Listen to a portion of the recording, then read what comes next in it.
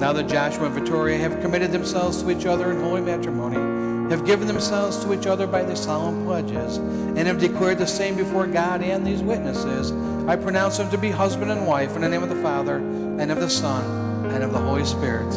Amen. What God has joined us together, let no one put asunder. Amen.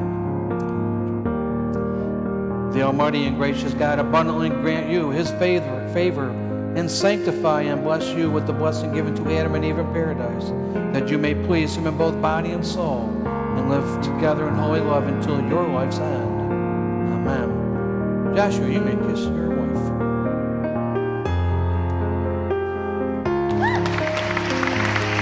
It's my privilege and honor to introduce for the very first time Mr. and Mrs. Joshua and Victoria Hoover.